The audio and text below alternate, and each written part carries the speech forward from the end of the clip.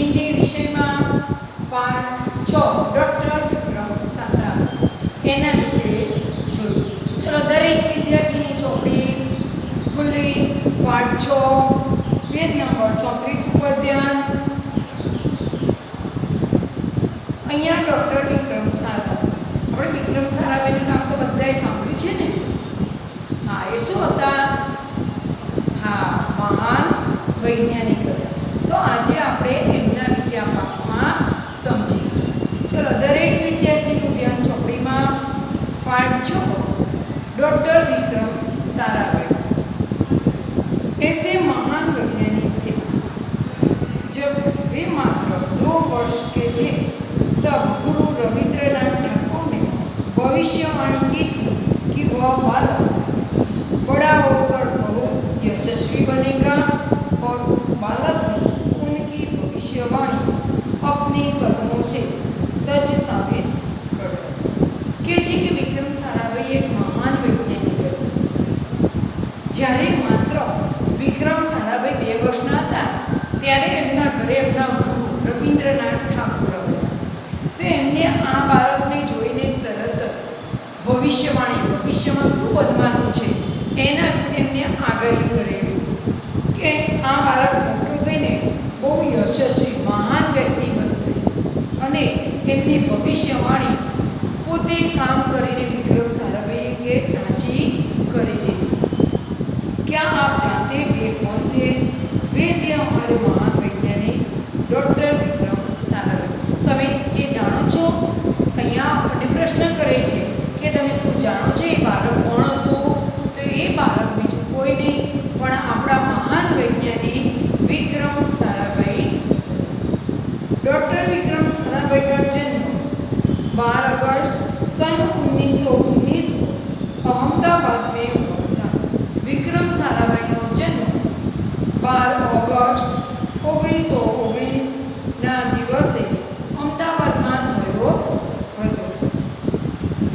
उनका परिवार एक प्रतिष्ठित उद्योगपति परिवार.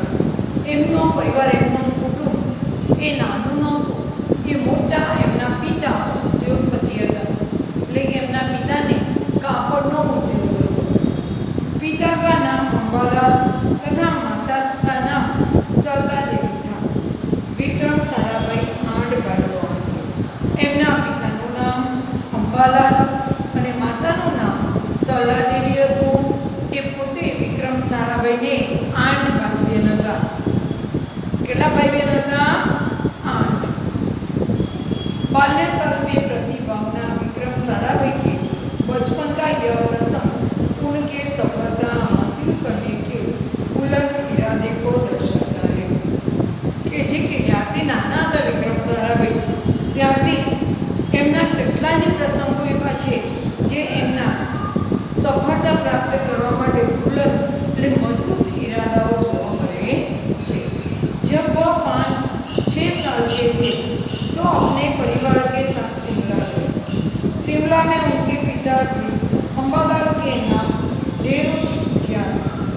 यह देख बालक विक्रम के मन में भी इच्छा हुई कि उनके नाम भी खूब सारे पत्र. અહીંયા એમનો 5-6 વર્ષના હતા ત્યારનો પ્રસંગ બતાવ્યો છે. કે છે કે જ્યારે વિક્રમ સારાભાઈ 5-6 વર્ષના હતા ત્યારે એમના પિતા સાથે બધા ભાઈ બહેનો શિમલા ફરવા ગયા હતા. હવે એમના પિતા તો ઉદ્યોગપતિ હતા.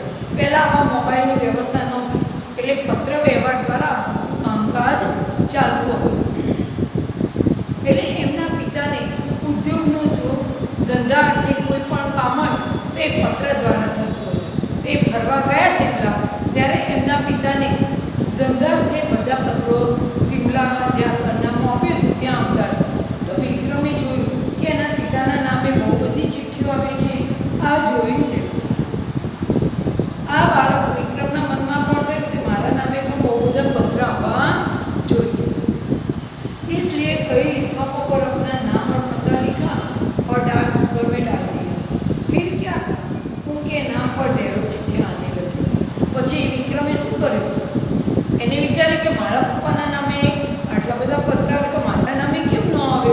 એટલે એને પોતે પત્ર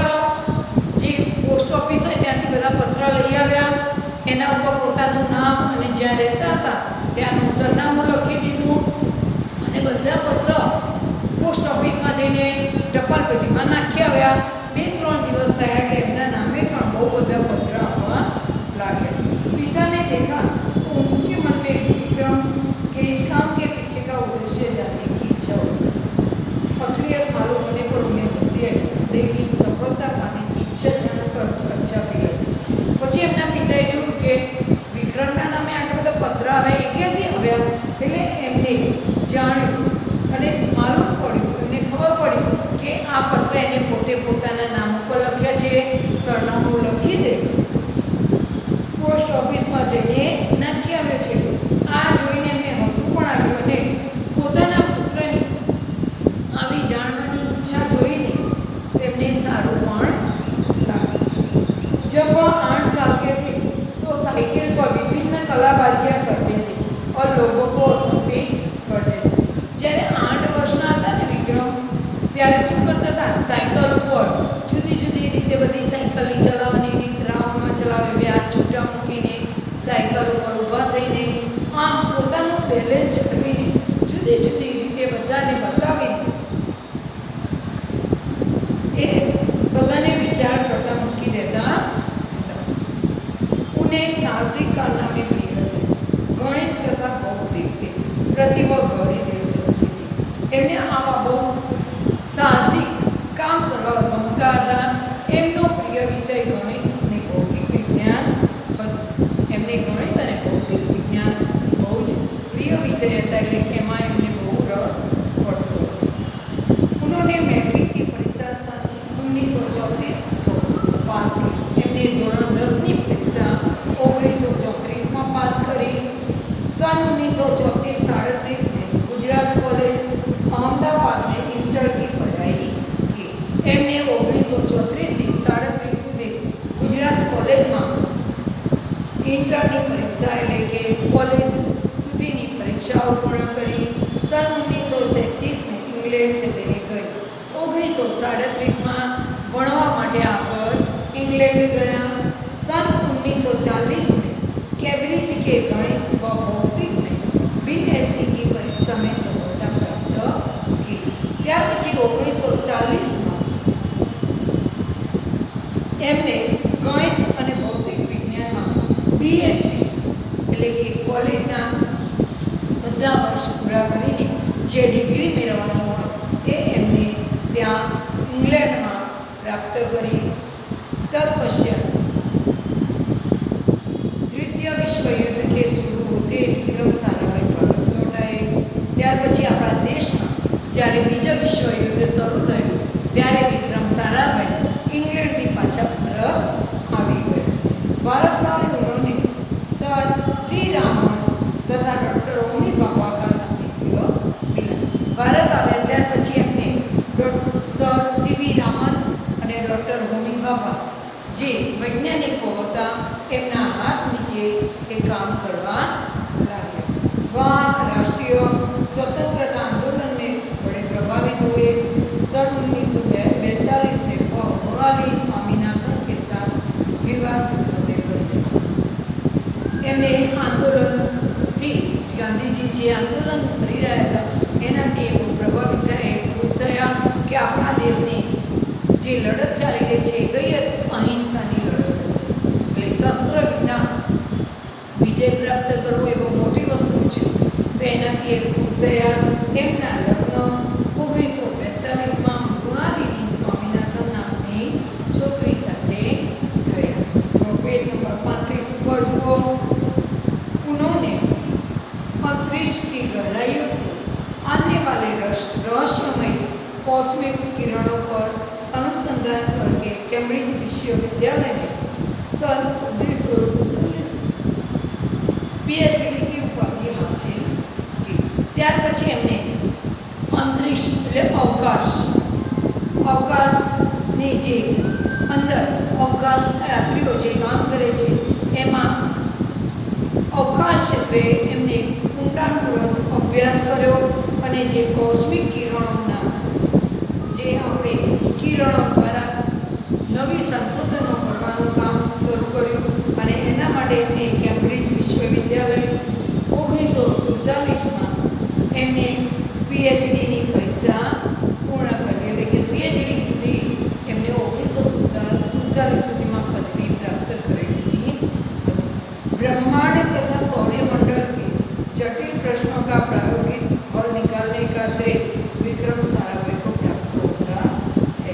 अवकाशમાં બ્રહ્માંડ અને સૂર્યમંડળ, સૂર્યની આજુબાજુના ગ્રહ, એના દ્વારા જે બ્રહ્માંડની રચના થાય છે એના જેટલા પણ મુશ્કેલ પ્રશ્નોના જવાબ હતા એ બધા વિક્રમ સારાભાઈએ સામાન્ય રીતે એને હલ કરી દીધા, સોલ્વ કરી દીધા, અને આ બધો જ આભાર विक्रम साराभाई ना हिस्से जतो હતો. वह उन्होंने सुझाव था कि कैम्ब्रिज किरणों पर प्रयोग के लिए हिमालय की ऊंची चोटियां सर्वाधिक उपयुक्त अनुकूल होगी.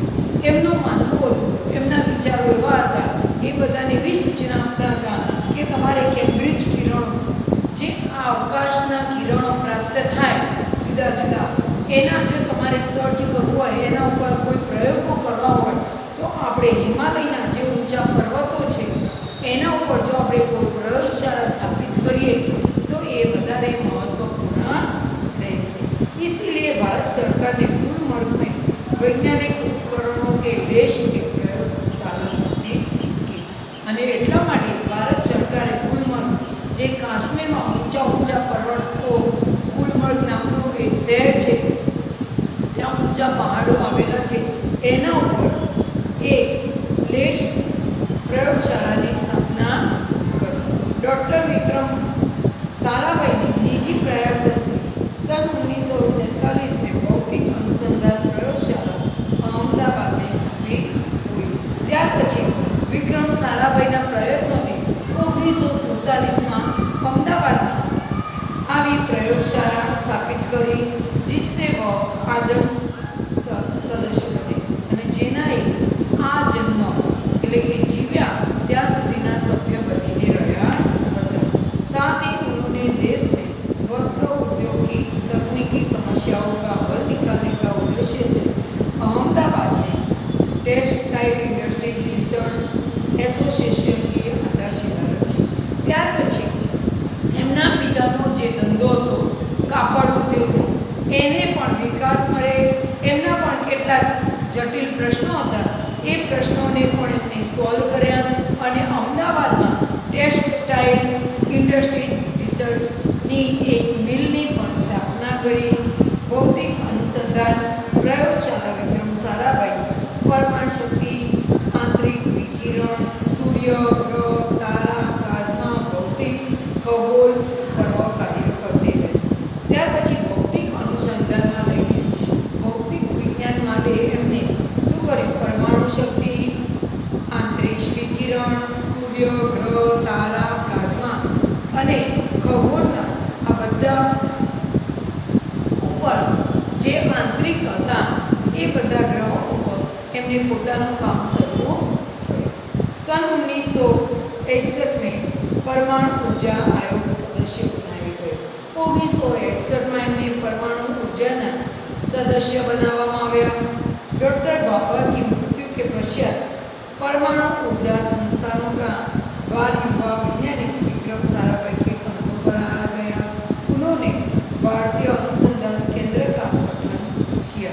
ત્યાર પછી ડૉક્ટર હોમી બાબાનું મૃત્યુ થઈ ગયું, એટલે એમને જે પરમાણુ ઊર્જા નામની સંસ્થા સ્થાપિત કરી હતી એ સંસ્થાના ભાર આ નવયુવાન વિક્રમ સારાભાઈના ઉપર આવી ગયું, અને એમને ભારતીય અનુસંધાનના કેન્દ્રના પઠન કર્યું, એમનું અનુસંધાન કર્યું અને એનો ભાર પોતાના માથે લઈ લીધો. ડૉક્ટર વિક્રમ સારાભાઈ इसके पहले अध्यक्ष बने. डॉक्टर बाबानी मृत्यु પછી पहला अध्यक्ष ए अनुसंधान प्रयोगशाला बन्या. वह उनकी अगुवाई एवं अथक परिश्रम का परिणाम है कि भारत में दूरसंचार, दूरदर्शन, मौसम विज्ञान के लिए प्रक्षेपित अनेक उपग्रह अंतरिक्ष में सफलतापूर्वक कार्य कर रहे हैं. विक्रम साराभाઈએ બહુ બધા એટલા બધા પ્રયત્નો કર્યા, એટલે સંશોધનો કર્યા કે જે અત્યારે આપણે દૂર दूरदर्शन पर टेलिविजन જોઈ શકીએ છીએ, રેડિયો પર સમાચાર સાંભળી શકીએ છીએ અને મોસમ કે આટલી ગરમી પડે છે, આટલા દિવસોમાં વરસાદની આગાહી થઈ શકશે, આટલી ગરમી વધી શકશે, આ બધી જે મોસમને લગતી જે કાર્યવાહી છે અને આપણે જે અનુમાન લગાવી શકીએ છીએ, આ બધા ઉપગ્રહો વિક્રમ સારાભાઈએ એમની મહેનતથી અવકાશમાં સંશોધન કરીને સજ્જ બનાવ્યા અને અત્યારે આપણને દૂરદર્શન દૂર હોવા છતાં બધા દેશ વિદેશના પ્રોગ્રામો પણ ઘેર બેઠા જોઈ શકીએ છીએ, રેડિયો દ્વારા આપણે બધું સાંભળી શકીએ છીએ અને મોસમની આગાહી આપણે જોઈ શકીએ છીએ. આ બધાનું સંશોધન વિક્રમ સારાભાઈએ કરેલું છે. ડૉક્ટર વિક્રમ સારાભાઈને अपना संपूर्ण जीवन भारत तथा विज्ञान के समग्र विकास के लिए समर्पित कर दिया. भारत के विकास में उत्कृष्ट योगदान के लिए उन्होंने कई राष्ट्रीय एवं अंतर्राष्ट्रीय सम्मान प्राप्त हुए કે જે વિક્રમ સારાભાઈએ પોતાનું આખું જીવન ભારત દેશ માટે અને વિજ્ઞાનના સંશોધન માટે સમર્પિત કરી દીધું હતું.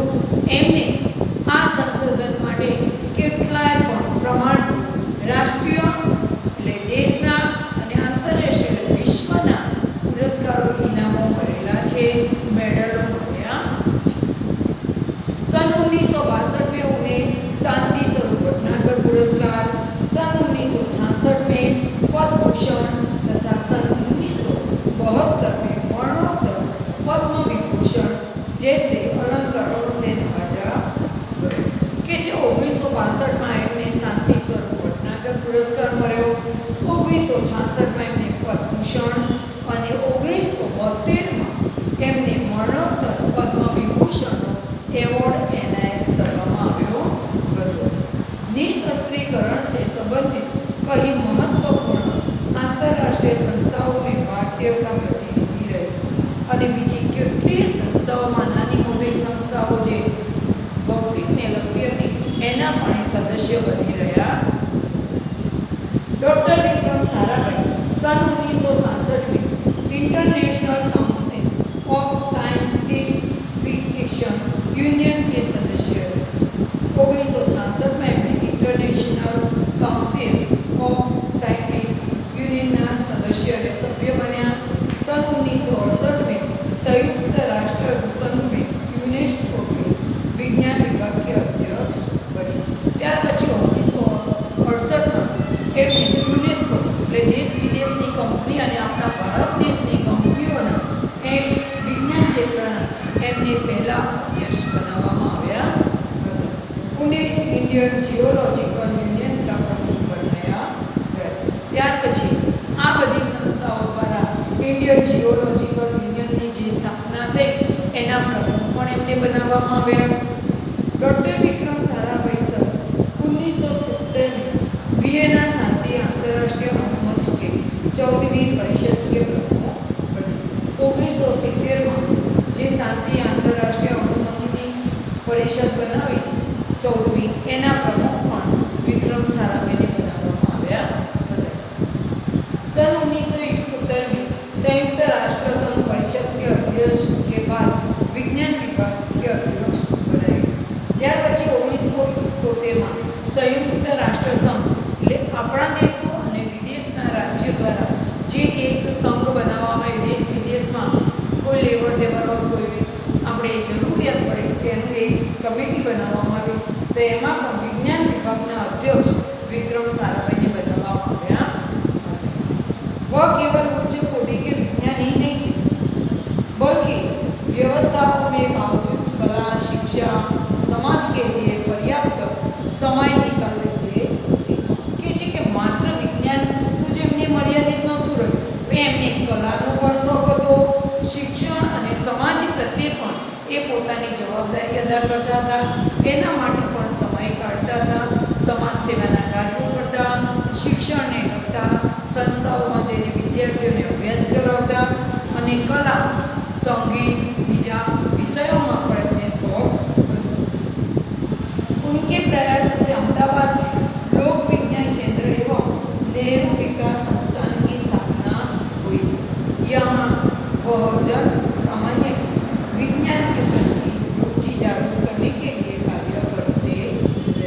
અમદાવાદમાં એમને લોક વિજ્ઞાન કેન્દ્રનું નહેરુ વિકાસ સંસ્થાની સ્થાપના કરી અને એમાં પણ બધાને વિજ્ઞાન પ્રત્યે રુચિ પોતાનો ભાવ પ્રગટ થાય, બધા વિજ્ઞાનમાં રસ લેતા થાય એના માટે પણ કાર્ય કરતા રહે. નાના મોટા પ્રયોગશાળાઓની સ્થાપના કરી બાળકોને રસ પડે એવા સંશોધનો પણ કરતા હતા.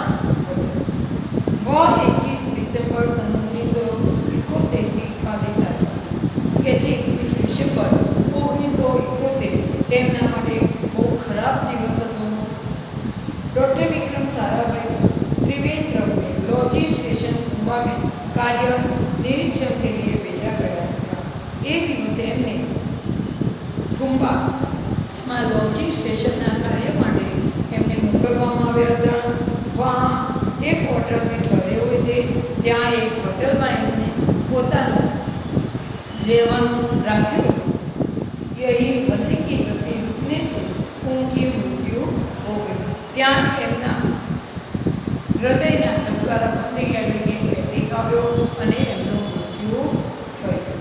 उनके निधन से विज्ञान में नित नित न्यायों जोड़ने वाले जीवन चक्र सदा के लिए रुक गया.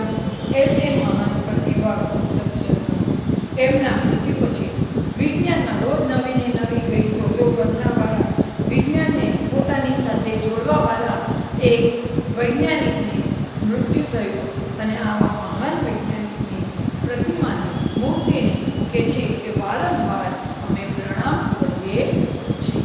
બધાને પાઠમાં ખબર પડી ને?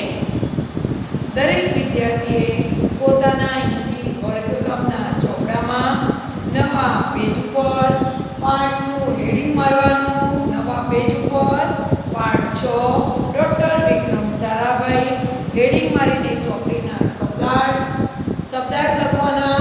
અભ્યાસની સૂચના મારવાની. પ્રશ્ન 1 સૂચના મારીને પહેલો સવાલ ઉતારી લો. ચલો દરેક શબ્દાર્થ લખી દો. અભ્યાસની સૂચના મારીને પહેલો સવાલ ઉતારી લો.